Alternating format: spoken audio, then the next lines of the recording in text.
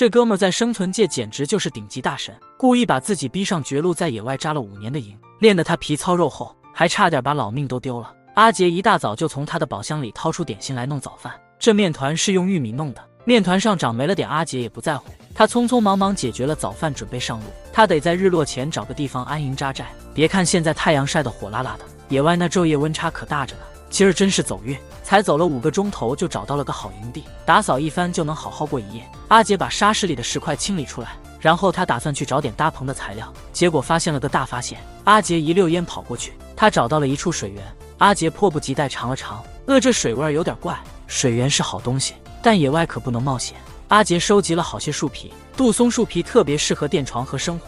他又找了好多枯树枝，得把这避难所给固定牢靠。天色不一会儿就黑了，阿杰得赶紧生火，毕竟火能暖和身子，还能防野兽。阿杰靠着2年半的经验，很快就弄出火星，火起来了，今晚就不寂寞了。饿坏了的阿杰从包里掏出来一块食物，这是橡子面做的压缩饼干，好吃不好吃看不出来，但至少能填饱肚子。第二天一早，阿杰从冷风中醒来，他赶紧给熄了的火添点树皮，实在太冷了，必须得动一动。随便咬几口压缩饼干，洗了把帅气的脸，又得继续上路。阿杰走到了小溪的下游，这儿的水流挺急的，喝这水应该没啥问题。当然了，还得烧开了喝。阿杰那是什么都不怕，钻木取火那可是他的拿手好戏，分分钟火就旺起来了。别瞧不起这砂锅，这锅可是阿杰的宝贝之一。阿杰把砂锅泡在河里，凉快凉快。喝了温水的他渐渐暖和起来，但阿杰还得接着往前走，因为这块他觉得还不太对劲。神秘食材就用这锅来煮。红薯哥在野外的日子也有5年头了，他一直在找那个完美的长久营地。今天阿杰撞见了浆果灌木的天堂，撞上好吃的他总是乐开了花。阿杰秒变摘果子的快乐少年，转眼功夫就捡了满满一堆。那今儿得好好犒劳一下自己。阿杰把果子砸烂烂，煮开了就能喝上满满一壶浆果茶。但现在阿杰饿得慌，他瞅瞅自个儿的宝贝罐罐，然后硬是从里面掏出一根啃过的肉干。阿杰平时舍不得吃，只在紧急时候解馋，看起来今天他准备大吃一顿。这会儿浆果茶正好煮滚了，阿杰小心翼翼地把锅挪开，因为还要用余热搞点大事。他打算把最后的红薯给整了，做法简单的很，在热镜上撒点沙子，然后红薯埋里头，再铺上一层沙子就行。半小时后，香喷喷的烤红薯就能大快朵颐了。阿杰端起凉了的浆果茶，边欣赏美景边喝着甜美的茶。老实说，这一幕挺让人羡慕的。红薯也烤得恰到好处，看它熟没熟我也说不准，但阿杰吃的那叫一个香。午饭过后，阿杰又得继续赶路，可今儿吃的太饱，走不动道，走没几步就打算在这儿扎营了。别看阿杰这身行头破破烂烂的，随便一件都特别重要，像这根不起眼的棍子，其实是他挖坑用的好帮手。阿杰先架起篝火的灶台，又捡了好多枯枝，差不多可以搭起来了。首先得弄个小支架，然后围着支架整齐的放上枝条，搞定后大概这个模样。虽说看着简陋点，其实也确实草草了事，但阿杰只打算住一宿，所以这点事儿小菜一碟。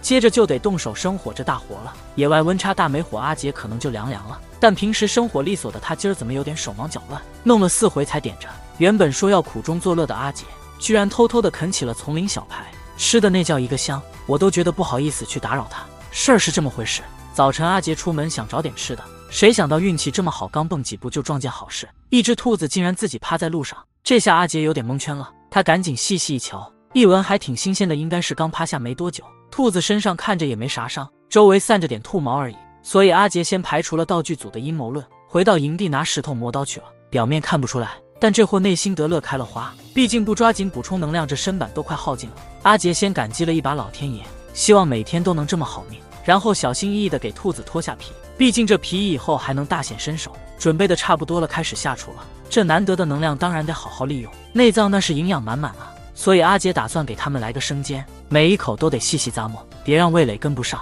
至于兔肉，绝不是简单的烧烤，那样只是糟蹋了，把兔肉炖煮才是王道，这样才能锁住所有的营养。要知道呀，野外最关键的就是补营养，味道反正是其次的事儿。时间一晃就过去了，阿杰一揭锅盖，顿时香味四溢，煮得正合适。你想都想不到，旁边等了1小时的阿杰有多想扑上去享受这顿大餐，管它烫不烫，直接开赛路。当然了，汤也得一滴不剩，那营养全在里头嘛，骨头那是绝对不能浪费的。像沙翁说的那样，想在野外混要啥都能利用。阿杰吃完兔子还觉得啥味儿都没够，他准备把剩的浆果也整上。吃法老规矩，捣烂搞成浆果茶，砂锅里灌满水，煮开了就能喝，说不定还能尝出点兔子味儿的浆果茶。阿杰一边煮茶一边弄兔皮，以后穿手套袜子还是做钱包得看他心情。或者是啥都行。咋样，阿杰的小日子你不想试一试吗？昨儿阿杰运气爆表，捡了只兔子，那兔子给他的能量补充的正好，今天他运气还挺旺，在营地旁发现了一堆野生豆鹰，这玩意儿虽然素的，但也能补充蛋白，还能生吃呢，味儿跟甜豌豆似的。阿杰一个接一个的嗑，止不住嘴。现在阿杰有了吃的喝的，有火，有个遮风挡雨的地方，虽说都简陋了点，但至少生活稳定了。阿杰接下来想着提高生活质量，他开始在杜松树旁收集树皮。提高生活质量得先从睡眠开始。阿杰准备编个树皮床垫，用绳子串起来固定好就行，大概就这么个意思。阿杰趁太阳没落前把床垫弄好了，把营地整理了一番，然后把自己做的床垫铺上，上头再盖上珍贵的兽皮毯。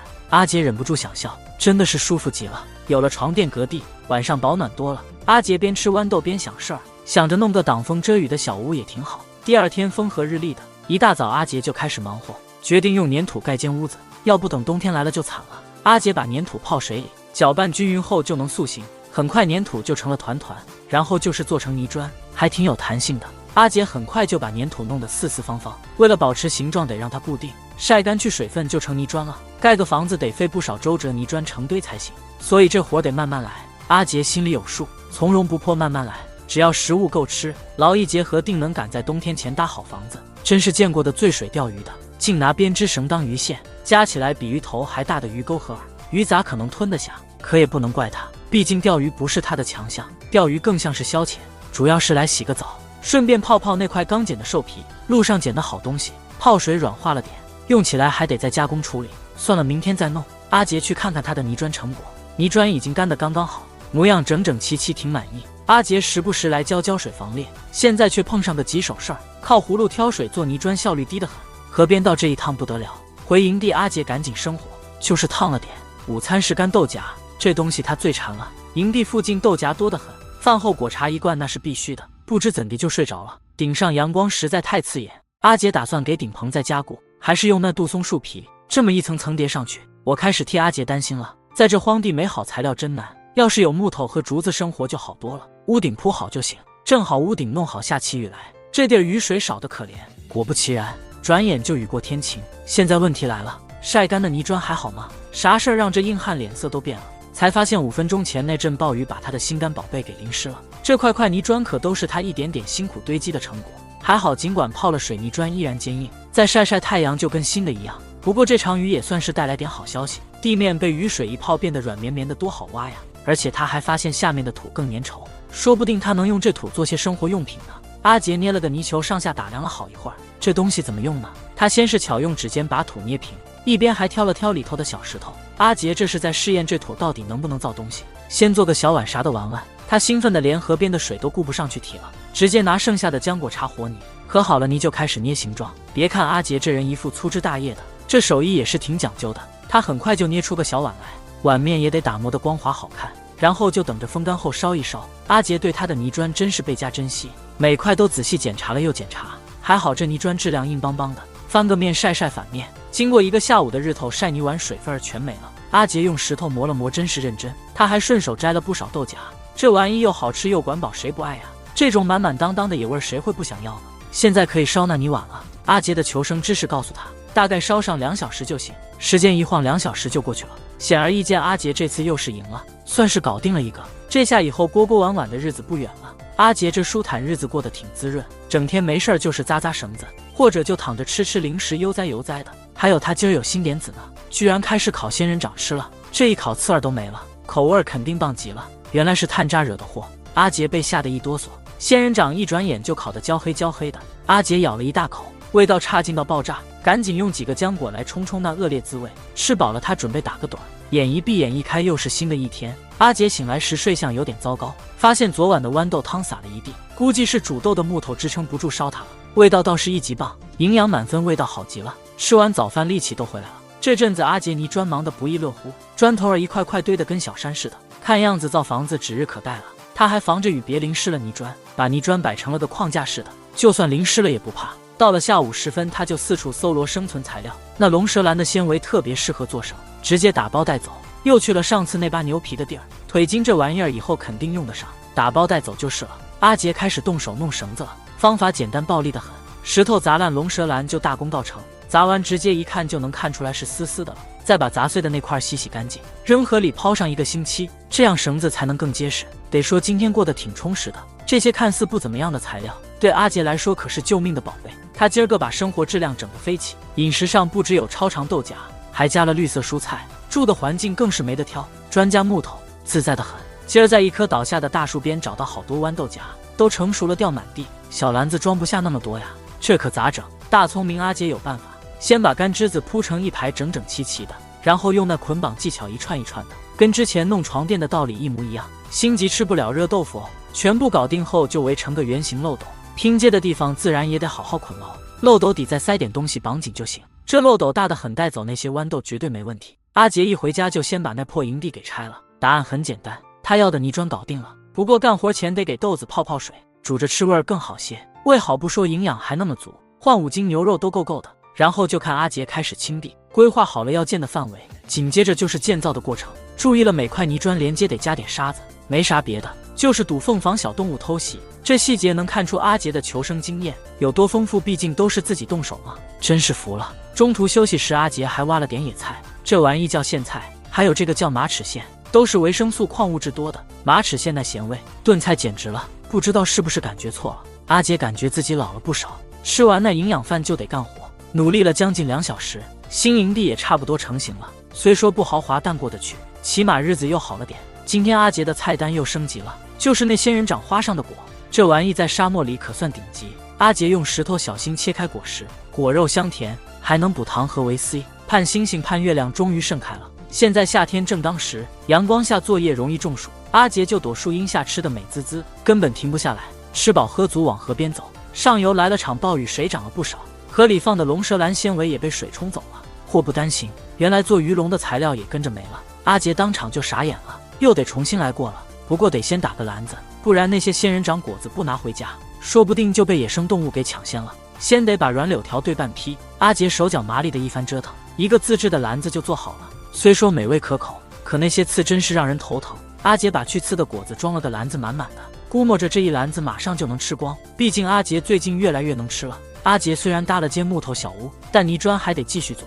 生存这么久的阿杰明白，现在的小屋围不住四面八方的风，荒漠的冷风不是闹着玩的，所以还得继续策划。活泥砖打了好长时间浇到后，搅拌泥土的手法和水分把控，还有成型时的技巧。晒干泥砖对日照时间的精算，泥砖成品一个8斤8两8钱重，盖个3层楼房绰绰有余。不过现在有个难题，这缺水的地方洗手咋整？这话说出去你们可能不信，还是7年前的事儿。那时候阿杰还是个爱吃蚱蜢的小伙子。时间一晃1年过去了，他在这的日子也越来越顺利了。时光飞逝，来到今天，阿杰看见蚱蜢还是忍不住，他们在做啥他也管不着，也根本拦不住他的好奇心。蚱蜢像是感觉到了什么，赶紧溜了，就留下一只躺那儿的蚱蜢。这个尺寸烤起来正合适，这个季节蚱蜢到处都是。说抓蚱蜢，阿杰那可是行家，巧咪咪一篮子就搞定了。路上阿杰还捡了不少鸟语，现在还不清楚能干啥，反正先带上走总没错。他又继续去抓蚱蜢，不知道是不是相机的效果，可这蚱蜢怎么看怎么肥。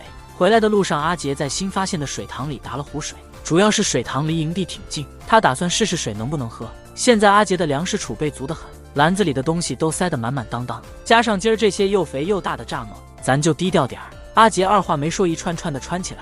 好几年不碰蛇肉的阿杰早就按捺不住了，烤上个5分钟直接就能开嚼，还是那种老味道。一大早阿杰就开始忙个不停，他给弄了个双通道的土窑，这土窑的透气性能简直棒极了，烧东西可是妥妥的。毕竟今天阿杰得烧点生活用品，他把粘土碗小心翼翼放进窑里，然后开始烤火。因为瓶瓶罐罐都不大，双通道土窑半个小时就能烧好，用剩余的热度焖到第2天早晨就成。睡前再来个蚱蜢宵夜提提神。到了第2天，看那烧出来的成果挺拔得很，每个陶碗都完好无损。虽说不太精巧，但用起来绝对没问题。这哥们儿野外独居已经5年有余，从一开始的简易木屋升级成了砖木结构。关键是这小子刚住没几天就想着改建，毕竟不久得迎接这片荒漠的冬天。阿杰先用水把泥砖表面浇湿，然后一块块的叠在带粘土的地面上，等粘土干了，泥砖就牢牢固定住了。值得一提的是，阿杰最近弄的泥砖都掺了点杜松树皮，这么做是为了防止砖块干的时候裂开。他打算把小屋围成一个圆圈，然后在小屋东头搭个土灶，同样用湿粘土代替水泥固定。阿杰这小子还巧妙地做了保温层，这样一来，土灶的余热就能温暖整个营地。搭建过程中最麻烦的就是弄水这事儿，幸亏阿杰前不久在附近找到了水源，虽然水质差了点，但喝了几天也没啥毛病。因为活实在是太多了，忙活一整天也就搞定了1/10。第二天他还得接着干。为了试试泥砖的牢固程度，阿杰不时来个金鸡独立的表演。显然这搭房子的手法稳得很。时间嗖一下就到了午后，谁知道这小伙子竟然是个土建高手，土灶被他搞得整整齐齐。毕竟这次他是想建个长久的家，所以每个小地方都得仔仔细细。最近他还挤出时间烧了好些陶器呢，火炬照明这事儿也没落下。这势头继续下去，等房子一盖好，阿杰那是要飞天了。这哥们儿真是很到家了。从夏天太阳晒得火辣辣，他就开始忙活，忙到现在湖面都结冰的深秋，他那暖和结实的泥砖房终于弄成了。搞这小屋，他的胡子都白了不少。毕竟在荒野里，他只能靠自己两手，一点一滴把这艰难任务完成。还好夏天物资多，阿杰囤了不少吃的，这食物还挺好吃，挺有营养。虽然如此，阿杰那壮实的身子都瘦了一圈，唯一没变的就是他荒野猛男的名号。看得出小屋的主体快成型了，就算休息时候他也是闲不住。阿杰开始编些龙舌兰纤维绳子，毕竟盖屋顶得用绳子固定不少，把所有木杆上的树皮都刮干净，然后开始搭建屋顶的支架。别小瞧这些木头，扛2-3个阿杰那是没问题，但稳当起见还得好好固定，然后围着三角支架一圈圈地加木头，这么一来交错摆放就能互相支撑。圆形的柳条套上去就是画龙点睛，当然底下也得用柳条围起来，这样就算台风来也不怕，毕竟沙漠里哪有台风。最后就是跟枯树皮打交道了，但是屋顶用的树皮阿杰编了1周呢，就这么一块块铺上去，只要铺得够多，连最后固定的步骤都省了，温度悄悄的就降下来了。阿杰干活现在都不敢吃着膀子，毕竟现在是深秋的节气，但幸好防寒的小屋已经搭好，阿杰全在壁炉边暖和得很，这暖意就是对自己辛勤的最好奖赏。他还给小屋弄了个好看的门槛，还顺手从营地旁边的泥水坑提了水来。泥是有点泥，但这泥水成了盖房子和喝水的主力。阿杰把水煮沸，里边泡着捣碎的龙舌兰，龙舌兰叶里是有皂带的，那可是天然的洗净精，讲究的阿杰等这一天等得太久了。男人刚住进他的豪华小单间，却带着若有所思的沉默。原来阿杰在琢磨怎么解决男人的烦恼。别想歪，我说的是胡子问题。阿杰想用黑曜石来打造个野性十足的剃须刀，方式还挺直接，就是拿石头砸黑曜石，砸出锋利碎片算大功告成。为了安全起见，阿杰用兽皮包好手。这办法虽然得有点手艺，但我看更多得靠点运气。最终阿杰一砸一个准，黑曜石碎得成了渣子，看那碎片锋利的跟玻璃似的，拿来剃胡子那是相当的带劲。阿杰先是拿手毛试了试水，效果嘛简直好的不得了，但剃须前还得先烧壶热水，毕竟软化了胡子刮起来才滑溜。烧水间隙，阿杰又割了根龙舌兰，用石头把它敲成纤维状，这玩意儿一碰水就能释放清洁成分。果不其然，一沾热水就起了反应。不过这是头一遭用这东西，加上黑曜石碎片一起剃须，这可是头一次的新鲜尝试。先把脸埋进碗里，让胡须好好泡软，然后拿龙舌兰纤维在脸上猛擦，一切准备就绪，就等见证奇迹。效果绝对是有的，就是效率有点慢，因为黑曜石边不太平整，所以刮得阿杰脸上火辣辣的。但是已至此，只能硬着头皮上了。为了帅，咱也是拼了。过了1小时，真的少了不少胡子，但皮肤好像也快没了。就这么辛苦地刮了2小时，差不多刚好一半。你敢冷成狗还这么穿出门吗？条件是脚得穿上那啥性感的人字拖。阿杰已经冷得开始怀疑人生了。就在上周，天那个冷啊，简直是措手不及。结实的阿杰也只得投降，他只好一整天全在火炉边取暖，因为天冷来得太突然，门还没做呢，现在只能用泥砖把门口堵上。不过说实话，堵上还真挺管用。这小伙子现在开始悠闲的做饭，这个水煮豆荚吃了整整半年，关键是越吃越有劲。没想到1个小时后开始下冰雹，睡得正熟的阿杰啥都不知道，但外面的冰雹越下越猛，被吵醒的阿杰喜出望外，竟然光着膀子出去直接吃雪。雪停了，他决定还是得弄个木门。这会儿风又大起来了，又是一场暴雪。阿杰赶紧把东西一扔就往小屋里跑，真像是做了坏事的小孩，门口发抖。看来今晚得挺一夜极寒了。还好阿杰的小屋做了保暖，他紧靠着墙壁感受着那点温度，顺便再喝口热豌豆汤。终于熬到了第2天，阿杰昨晚把存的木头都烧光了，这还能怎么办？捡柴火去呗。阿杰把能裹的都裹上了，就是脚趾头现在有点傻。他捡了点柴火就想赶紧回去，除了火炉旁边，其他地方真是太难熬了，但还是脚趾头最受罪。哎呀，太难受了，在这野外要是冻出问题来那可咋整？就这么熬了大约1星期，雪融了，春天的气息回来了，这就是春天的味道了。屋顶妥妥的阿杰真靠谱，竟然一滴水都没漏。大黄叶子一拔，直接塞嘴里开始嚼，吸补充水分。寒冬野外，阿杰成了硬汉，春天万物都鲜活了起来。这帮植物让阿杰野外混得风生水起，仙人掌花蕾满满的爱。去年没见的酸梅，今年肥美的很。阿杰天天努力提升生活档次，泥砖继续没停手，生存这事儿没完没了。今儿阿杰搜罗沙漠柳条，1分为2搞定。没错，就是这样。冬天没搞定小门，阿杰心里可憋屈了，今天非得整上不可。枯树皮柳条交织一番，密实了还挺结实，纤维绳子捆一捆。好了，小门半边搞定了，另一半也得开始，最后2边拼一拼就行，合起来毫无痕迹，完美的很。阿杰在门口来回比划，明显的消消磨磨，处理超出的部分，拼接处一接上大工程了。阿杰迫不及待要使，小屋气质一下子爆表，尤其晚上来临，小门冷风全挡住，效果杠杠的，就靠根棍子卡着。第2天来了，小门功效阿杰没想到，昨晚睡得香极了。钓鱼小白阿杰今儿个居然钓上了，求生5年从没成功过的钓鱼，看看阿杰这次怎么弄的。阿杰发现草丛一条蛇躺那儿，被老鹰搞定的可能性大。阿杰对这蛇也是馋了一把，但那股臭味让他打消了念头。天气变暖了，河里鱼儿开始活泼，捕鱼器阿杰又捡起来了，说不定用那蛇来诱鱼能破我钓鱼的零记录。他的捕鱼器还挺给力，完好如初，不过得小改造一番才行。阿杰顺手在河边洗洗那条羊毛裤，河水暖和了，洗个野澡正是时候。洗完裤子的龙舌兰纤维还能当做绳子，就这么着他开始在河边编织起来了。现在的手艺越来越溜了，一会儿功夫就编出了结实耐用的绳子，把那条蛇绑成一捆，就这么一丢，扔进河里，坐等好事发生吧。趁着等鱼的功夫，他在河里泡个澡。说起来，这捕鱼器是不是放反了呀？3小时后，阿杰兴奋地跑回去看结果，赶紧打开入口期待着。照例出乎意料的话，事情总是出乎意料，一条鱼影都没瞄到。看来这东西钓鱼还是不太靠谱。阿杰这人不服输，又回到了河边，居然换成蝌蚪当饵。大家都知道钓鱼得有耐心，努力总会有回报的。他在这河里第1次收获了，那还等啥？开饭了呗！有了第1次就会有更多次，希望继续努力。采集、狩猎这些都是小打小闹，智者都会选择农耕。阿杰终于也想通了，但话说归话，采集这活还得继续，谁能抵挡得住这满满的甜豆荚呢？想都不用想，先打包吧。话虽如此，想在这干瘪土地上种出好庄稼，还真得有2下子。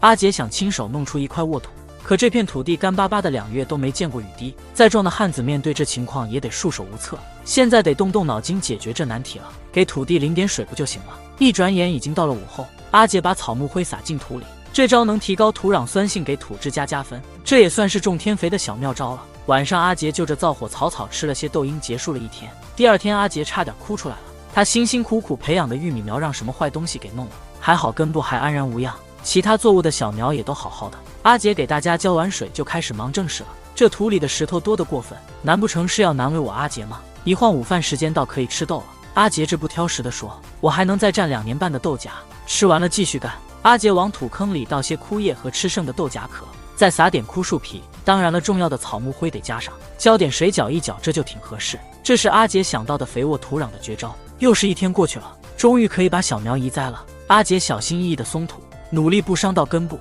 改善伙食的大任就交给你们了，要不然天天吃豆也不是回事。阿杰这又在干嘛呢？他居然动作迅速地拆了刚住没几月的小土屋。别告诉我他是打算回家求媳妇原谅了，并不是这样，因为夏天快来了，这小土屋散不了热，阿杰只能又一次改造它。好在泥砖一直没停产，而且有上回的建房经验，这次改造肯定能轻松不少。阿杰接下来的计划就一条，就是把墙给垒高，再弄个屋顶就行。建法还是那老套路，用粘土取代水泥，把泥砖固定再垒高些。心思细腻的阿杰还特地做了拱形泥砖门，看来并不是心血来潮，他这是早有预谋。晒得火辣辣的太阳下，阿杰更爱晚上凉快时候干活，毕竟热爱秀肌肉的他穿多了就浑身难受。隔天事儿都朝着阿杰想的那好方向去了。这坑给阿杰凑齐了差不多500多块泥砖，得说这小伙子真能吃苦，每块泥砖都得摆放得整整齐齐的。窗户阿杰做了3个，毕竟得保证采光和通风都不掉链子。累了口渴了就歇一歇，来杯酸梅汤提提神消消乏。小屋加高了，看起来高端大气上档次。屋顶一弄好就大功告成了。做法还是老样子，先搭个结实得的支架。为了量出屋子中心，阿杰甚至用上了牛顿3大定律，丈量的准确度可谓是毫厘不爽。然后就绕着支架搭屋顶的框架，这回屋顶更是结实得很，住上个3、5年都妥妥的。铺屋顶得还是用枯树皮，毕竟这东西阿杰最放心。改造这回只用了几天时间，阿杰这会儿可以说是啥都不缺了，就差能上网的网络。